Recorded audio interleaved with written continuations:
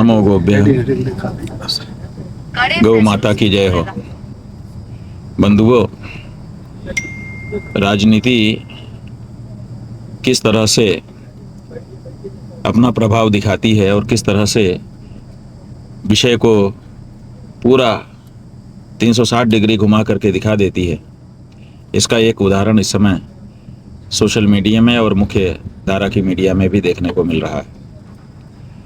एक तरफ कहा जा रहा है कि बंगाल में भारतीय जनता पार्टी की सरकार आ गई है और वहाँ पर उसने गौ माता की हत्या पर रोक लगा दी है, जबकि सच्चाई ये है कि ये तो 50-55 ईस्वी से ही पिछली शताब्दी के गौ माता की रक्षा का कानून बना हुआ है।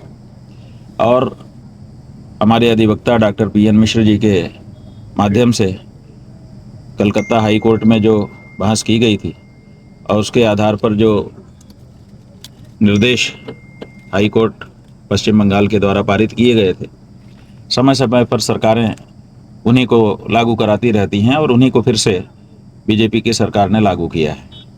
हम ये बिल्कुल नहीं कह रहे हैं कि लागू करके उन्होंने कोई गलत किया है, अच्छा किया है, लेकिन ये बात भी उनको बताना चाहिए कि ये पहले के ही जारी दिशा निर्देश हैं जिनको हम इस समय अपने समय में लागू करने के लिए आ रहे हैं। अब लागू तो कर दिया। उधर एक मुस्लिम बंधु आए टेलीविज़न पर, मौलाना रहे होंगे क्योंकि उनकी बात को काफ़ी फैलाया गया है, तो उन्होंने बहुत अच्छे से निरूपण किया और एक निरूपण उन्होंने ये कर दिया कि अब मुसलमानों से हम अनुरोध कर रहे हैं कि वो ईद में गाय ना काटें और गौ मांस का भक्षण ना करें। और फिर ये सब तो कहा, अच्छा कहा, लेकिन फिर कहने लगे कि अब देखिए, अगर मुसलमान गाय नहीं खाएगा तो इसका फ़ायदा मुसलमान को होगा, हिंदू घाटे में रहेगा। हिंदू कैसे घाटे में रहेगा? तो वो कहते हैं कि एक एक गाय लाख लाख की हम लोग खरीदते थे और फिर उसको काट करके खाते थे, अब हिंदू बेच ही नहीं पाएगा क्योंकि हम खरीदेंगे ही नहीं, तो हिंदू को घाटा हो जाएगा। और फिर उनके इस नैरेटिव को पुष्ट करने के लिए आज सोशल मीडिया में कई दृश्य आ गए जिसमें कहीं दिखाया जा रहा है कि एक हिंदू कोई व्यक्ति है, ऐसा निरूपित किया जा रहा है कि ये हिंदू है, और एक आवाज़ आ रही है उस वीडियो में, एक कोई मुस्लिम व्यक्ति है, वो कह रहा है कि ये मुसलमानों का बाज़ार है, ये ईद के लिए लगा हुआ है, तो अपनी गौ माता को ले जाओ, अपने घर में पूजो, हम तो काटने के लिए ही खरीदेंगे, इसलिए यहाँ से ले जाओ। माने नहीं खरीद रहा है। फिर दूसरा दृश्य दिखाया जा रहा है दूसरे वीडियो में कि बहुत सारे हिंदू गाय लेकर के खड़े हैं कि हमारी गाय ले लो, हमारी गाय ले लो, रो रहे हैं कि हमारी गाय नहीं बिक रही है। जी न्यूज़ जैसा बड़ा समाचार पोर्टल चैनल वो कहता है कि मुसलमानों ने गाय खरीदना छोड़ा, संकट में आए हिंदू गाय व्यापारी। ये जी न्यूज़ कह रहा है। पश्चिम बंगाल में पशुओं की कुर्बानी को लेकर लागू नए नियमों के बाद मवेशी कारोबार को लेकर विवाद गहरा गया है। एक हिंदू महिला ने दावा किया कि मुसलमानों द्वारा गाय खरीदना बंद करने से हिंदू पशु व्यापारियों की आर्थिक स्थिति खराब हो गई है। देखिए, सबसे पहले तो हम आपको ये बताना चाहते हैं कि कोई भी हिंदू जो असल में हिंदू होगा वो कसाई को गाय नहीं बेचता है, कभी नहीं। जब उसको पता हो कि ये काटी जाएगी तो वो गाय नहीं बेचेगा।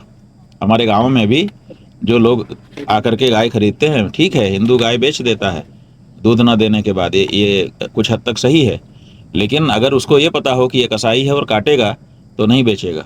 उसको कहा जाता है कि हम इनको ले जा रहे हैं, इनको पालेंगे, तभी वो उनके हाथ में देता है। और मान लो कि वहाँ पर कोई कह रहा है कि हम हिंदू हैं, हिंदू नाम अपना उच्चारण कर रहा है, इतने मात्र से कोई हिंदू थोड़े हो जाता है। जिसमें हिंदू के लक्षण होंगे वही तो हिंदू होगा।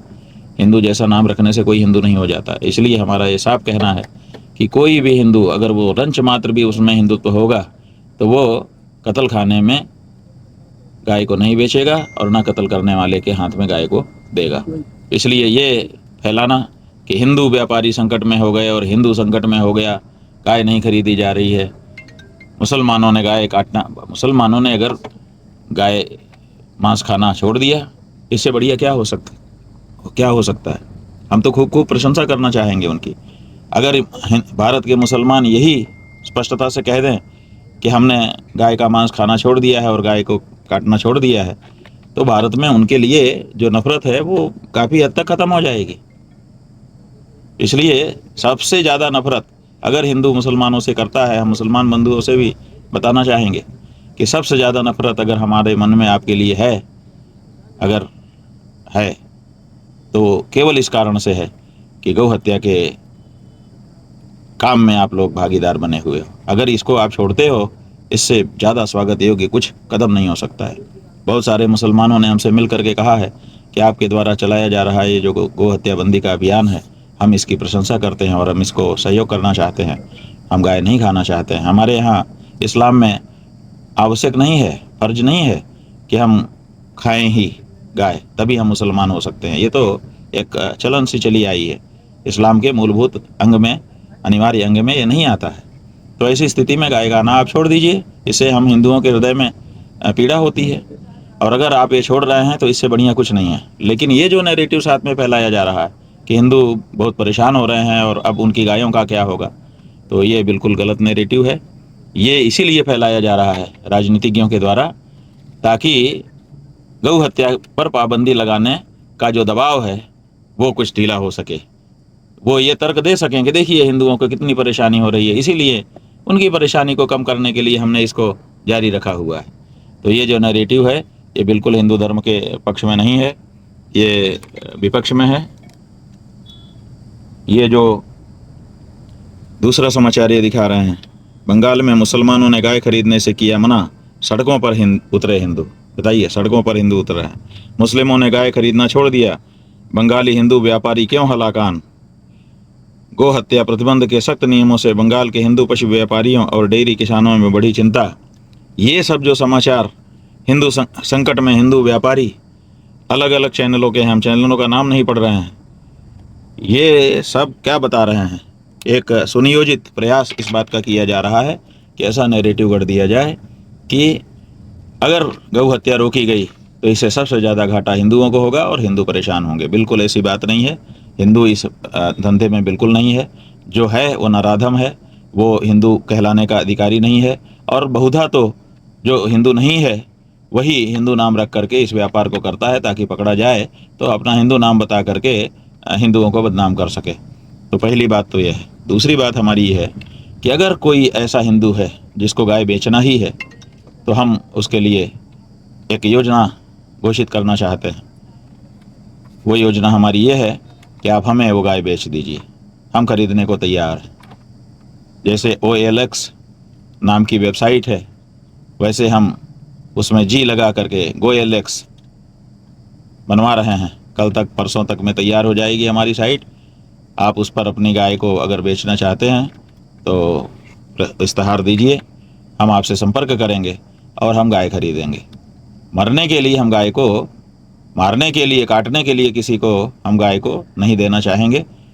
इसलिए मुसलमान ये ना कहें कि अगर हम गाय नहीं खाएंगे तो हिंदू खतरे में पड़ जाएंगे। हिंदू अभी अपनी गौ माता की रक्षा के लिए तैयार है, और ये हम अकेले दम पर नहीं करेंगे। हम हिंदुओं ने ही ये प्रस्ताव दिया है कि आप इस तरह से एक वेबसाइट खोल दीजिए, जहाँ का भी हिंदू अगर उसके पास ऐसी समस्या है कि उसको गौ हत्यारे को ही गाय बेचने की नौबत आ गई है, तो फिर हम उसको गौ हत्यारे को गाय बेचने नहीं देंगे। हम स्वयं उस गाय को खरीदेंगे और ख़रीद करके उसकी सेवा करके उसका आशीर्वाद प्राप्त करेंगे।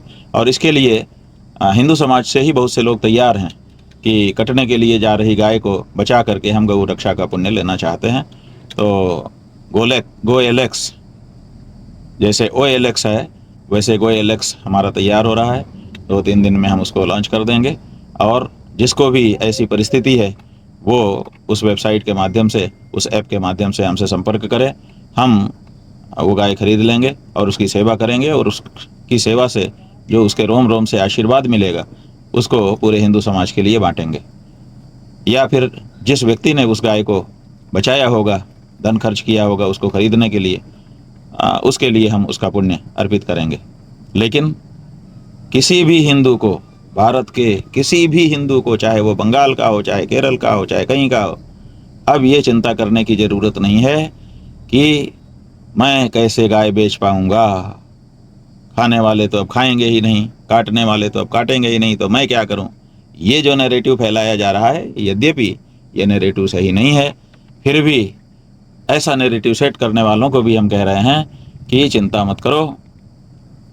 हिंदुओं का धर्माचार्य शंकराचार्य और हिंदुओं का बड़ा समुदाय इस बात के लिए तैयार है कि किसी भी गाय को कत्ल खाने नहीं जाने दिया जाएगा। किसी भी गाय को ज़िबह करने के लिए किसी ऐसे व्यक्ति को जो गौमांस का भक्षण करने वाला है, उसके हाथ में सौंपा नहीं जाएगा। तो इस वक्तव्य के माध्यम से हम पूरे देश को ये सूचना करना चाहते हैं कि अगर आपकी ऐसी कोई मजबूरी है तो आप हमसे संपर्क करिए। जय गौ माता, जय गोपाल। नारायण।